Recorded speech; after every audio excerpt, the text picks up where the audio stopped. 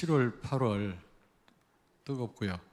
굉장히 덥고 또 우리 여러분들도 휴가를 가실 거고 교육자들도 휴가를 가기 때문에 좀 어렵고요. 또 여러 행사도 많고 9월 한 달 동안 금요 기도회 모든 성도 한 명도 빠지지 않고 다 나와서 우리가 좀 기도회로 모여야 되겠습니다. 그래서 미스바 기도회다. 주로 교회가 무너졌던 그 시대, 엘리 시대 때 사무엘이라고 하는 그런 주의 종이 그 시대를 바꿨던 것처럼 그 말씀 중심으로 해서 우리 전 성도들이 모여서 9월 한 달 동안 금요 기도회 때 좀 모여서 기도회를 하려고 합니다. 여러분 기도해 주시고요. 하여튼 9월 한 달 동안에는 금요 기도에 빠지지 마시고 모든 분들이 한 주는 제가 말씀 전하고 한 주는 우리 부목사님이 전하고 금요 기도회 때 어쨌든 그 교회가 어려운 그런 상황이었거든요. 엘리 시대 때 그런 가운데서도 하나님은 새로운 또 시작을 하셨는데 그 말씀을 같이 여러분과 나누려고 하고 있습니다. 기도해 주시고요. 다른 약속 잡지 마시고 9월 한 달 동안 금요 기도회 모든 성도 우리 렘넌트들까지 다 나와서 하나님 앞에 엎드려야 될 줄로 믿습니다. 예배에 대해서 또 말씀을 드리려고 그래요. 예배는 한마디로 말하면 생명이다, 생명. 생명과 뗄래야 뗄 수 없는 관계가 바로 있는 것이 예배입니다, 여러분. 예배는 하나님께 최고로 영광을 돌리는 시간이고요. 우리 사람이 하나님께 할 수 있는 그 행위 가운데 최고의 행위입니다. 가치 있는, 의미 있는 최고의 우리의 행위가 저는 예배라고 생각합니다. 여러분들이 예배를 과소평가하시면 안 돼요. 예배를 우리가 상상할 수 없는 그런 가치를 가지고 있는 게 바로 예배고요. 하여튼 우리 사람이 할 수 있는 최고의 행위입니다. 최고의 가치 있는 행위예요.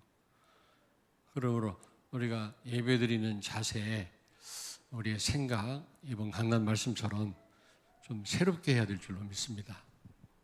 그동안 또 말씀처럼 예배 드린 분들도 계셨겠지만은 어떻게 보면은 좀 예배가 얼마나 중요한 시간인지, 얼마나 하나님께는 얼마나 그 의미 있는 시간인지 우리가 잘 모를 수도 있거든요. 첫째로 예배는요, 예배 드리는 자가 영원한 생명을 가졌다라는 증거입니다.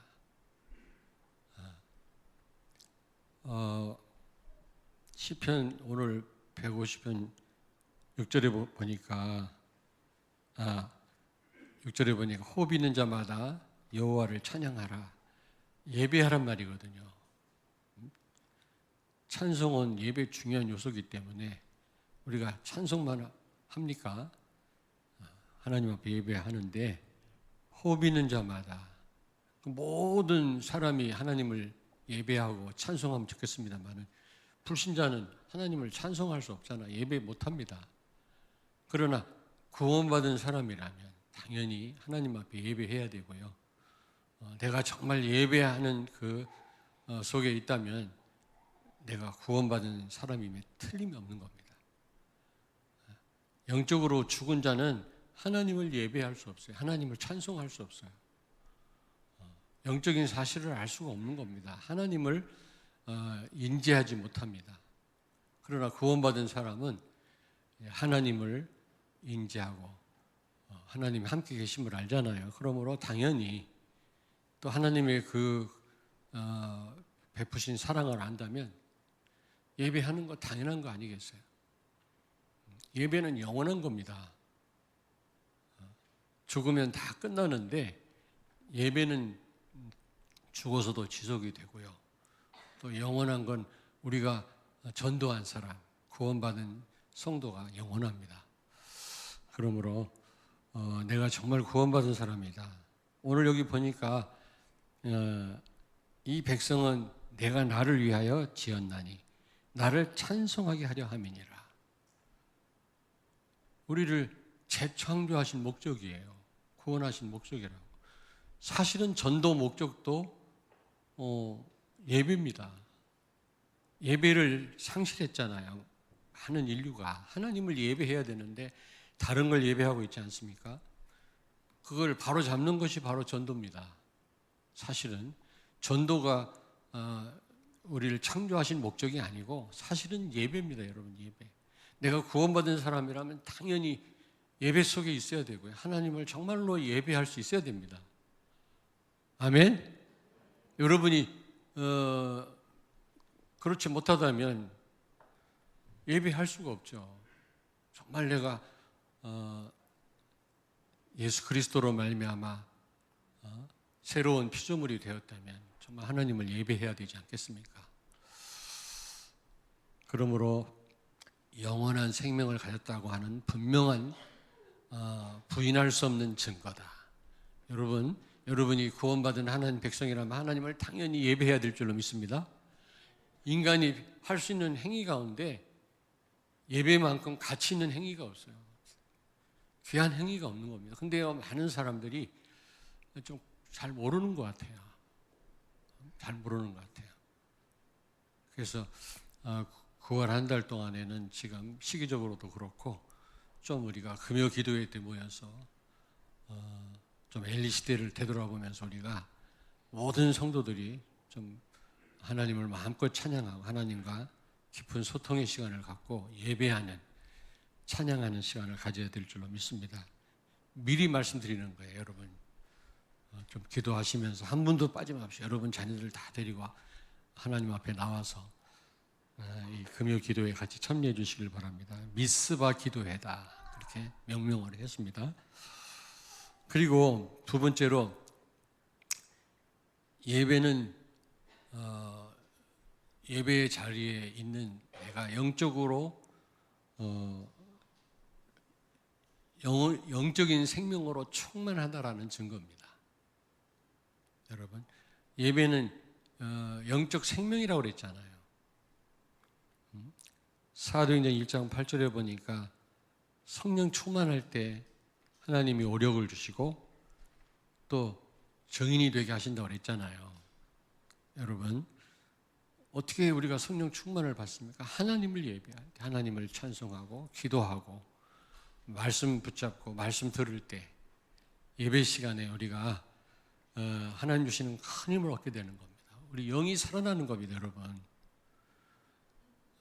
에스겔 골짜기에 마른 뼈다귀 말씀을 대언하고 또 생기를 대언할 때 큰 군대가 되지 않았습니까? 해골들이. 그와 같다니까. 우리가 말씀을 제대로 받고요. 근데요,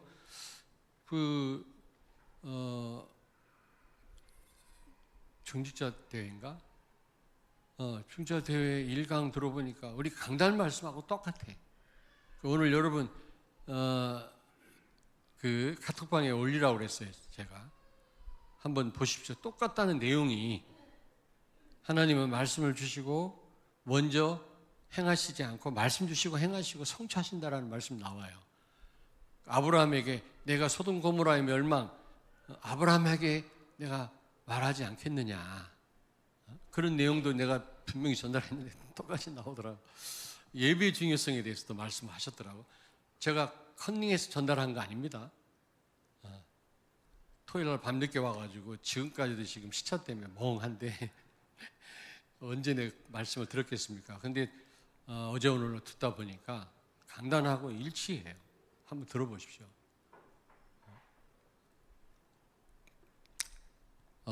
창세기 39장 2절에 보니까 하나님이 요셉과 함께 하심에 형통케 되었다. 영적인 힘이 있어야만 어떤 상황에서도 자유할 수 있는 겁니다. 여러분, 힘 없으면요, 평안할 때도 우리가 시달립니다. 문제 있을 때는 말할 것도 없고요. 그러나 요셉은 최악의 상황에서도 그는요, 문제가 되지 않았다 그랬거든요. 왜? 영적으로 힘이 있으니까. 영적인 힘이 있을 테니까. 어떻게 해서요? 요셉이 그 노예 생활하면서요, 하나님을 예배한 것입니다. 언약 붙잡고 기도했을 것입니다. 아멘. 예. 여러분이 예배 자리에 있다고 하는 것은 굉장한 영적인 힘을 얻는 시간이요, 영적인 생명으로 충만해지는 시간임을 믿으시기 바랍니다. 아멘. 예배할 때마다 막 내가 실제 체험하고 느낄 정도로 막 은혜 받고 힘을 얻고 늘 그런 건 아니더라고. 어느 때는요, 좀 어느 때는 사실은요 그냥 왔다 갈 때도 있거든요. 그러나 그게요 헛된 시간이 아닙니다. 진짜입니다, 여러분. 하나님이 여러분의 예배를 받으시고 하나님이 그냥 계시겠습니까? 나를 기념하는 모든 곳에 내가 축복하리라고 말씀했잖아요. 틀림없이 허공을 치는 시간이 아니에요, 여러분. 다니엘이요, 그 죽을 줄 알고도 감사하며 기도했다고 그랬잖아요. 그게요 하나님을 예배한 것입니다. 예루살렘을 향해서. 그럴 때 죽음도 두려워하지 않았거든요. 오히려 감사했거든요. 영적인 힘이 생기면 그렇게 되는 겁니다, 여러분.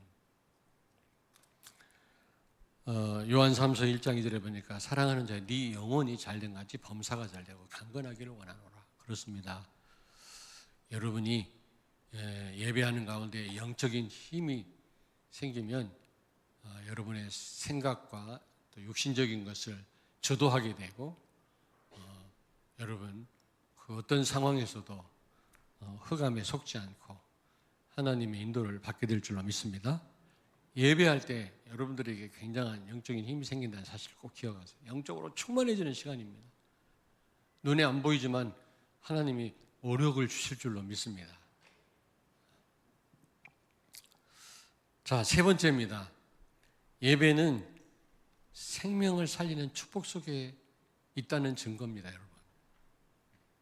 그러니까 예배는요, 생명과 직결된다니까. 생명 얻은 자 할 수 있는 최고의 행위가 예배고요.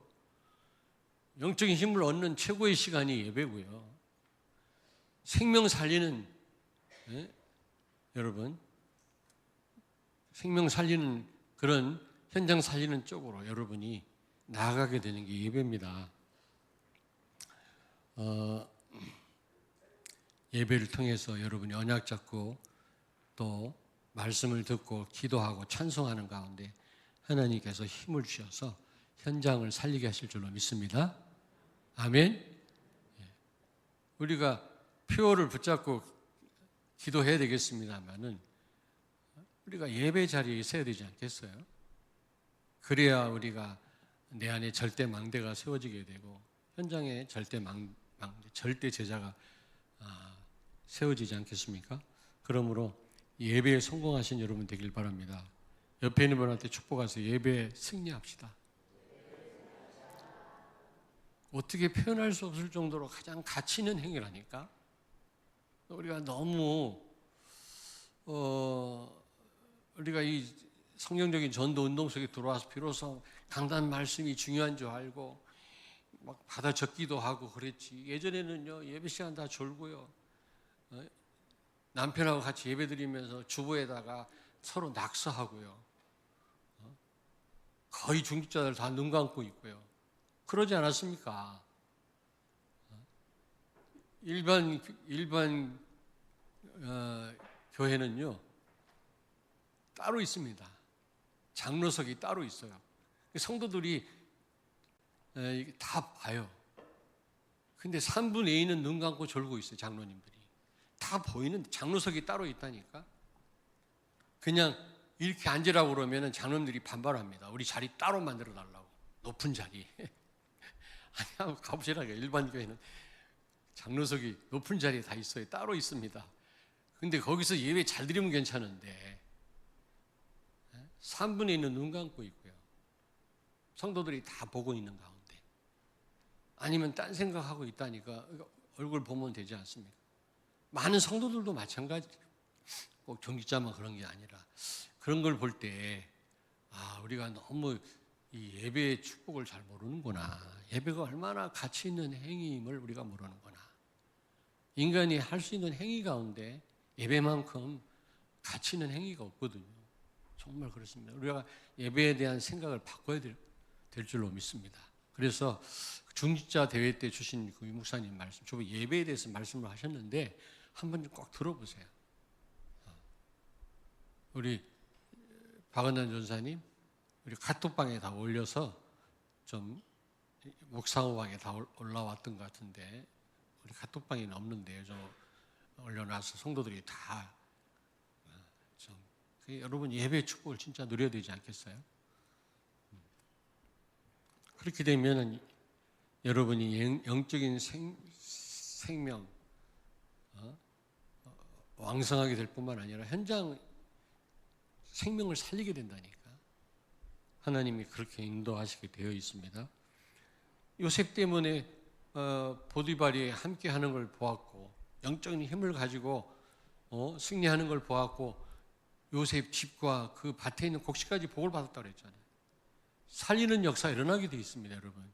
진짜 예배 성공하면. 물론 복음 확실한 성도들의 그런 예배를 하나님 받으시죠. 거의 복음 없습니다, 진짜. 거의 복음 없고 어떤 분이 저한테 와서 우리 다락방 교회 목사님이신데 어느 단체에 갔더니 얼마나 찬양 뜨겁게 하는지 모르겠다고 나보고 한번 가보자고 그러더라고요. 그래서 내가 대성고등학교 거기 그 교사들, 대성고등학교 선생님들 다락방을 했었거든요. 그러다가 대성고등학교 교목한테 쫓겨났거든요. 내가 있는데 왜 당신이 들어오냐, 들어오지 마라. 그래서 내가 쫓겨났습니다만은 또 선생님 소개로 내가 부흥회를 인도했거든요. 학생들, 대성고등학교 학생들, 남학생들, 여학교도 있잖아요. 찬양할 때 보니까 얼마나 뜨거운지 몰라요. 얼마나 우리 학생들이 악기를 잘 다루고요. 얼마나 찬양을 잘하는지 몰라요. 보니까. 그런데 메시지 전달하니까 다 졸아요. 다 졸아. 그러다가 마지막 날은 앞자리 와서 다 바닥에 앉더라고요. 은혜를 받고. 하나님 은혜를 주신 거죠. 찬양을 뜨겁게 하고 뭐 그런다고 해서 그 찬양을 하나님 받으시는 거 아닙니다, 여러분. 여러분 경험해 보셨잖아요. 나도 감리교도 다녀봤고 장로교도 다녀봤는데 얼마나 뜨겁게 찬양하는지 몰라요. 복음 하나도 몰라요. 그냥 하나님을 찬양하는 거예요.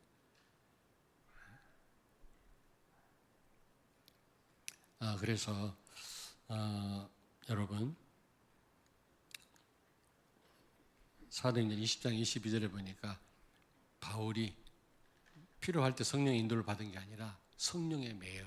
그 말은 더 스피리추얼 파워가 있었단 말이에요. 영적인 힘이 있었단 말이에요. 왜?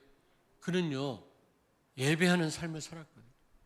그는 말씀 성취의 삶을 산 겁니다, 여러분. 산 제사드리라는 말은 우리 전 삶이 예배의 삶이라는 말도 있지만 결국 하나님과 우리 관계는 그 언약 관계거든요. 언약 가지고 찬양하고 언약 가지고 기도하고 언약을 말씀을 듣고 하나님과 우리 관계는 이 언약으로 되어 있기 때문에 결국 우리의 삶이 언약 성취의 삶이 돼야 되고 언약 성취의 증인으로 서야 되거든요. 그게요 산 제사로 하나님 앞에 드리는 거거든요. 바울이 그랬습니다. 성령에 매였단 말은 그의 삶은 산 제사로 드리는 예배의 삶이었거든. 그랬을 때 그는요 죽음도 두려워하지 않았다 그랬어요. 예루살렘 가면 어떤 일이 일어날지 몰라요. 왜냐? 바울을 체포하려고 30명이요 특공대가 있었어요. 바울을 체포해서 죽이려고 하는, 바울이 움직일 때마다 따라다니는 30명의 그 유대인 특공대가 있었다니까, 성경에 보니까. 그럼에도 불구하고 바울은 두려워하지 않았어요. 왜? 성령에 매였기 때문에.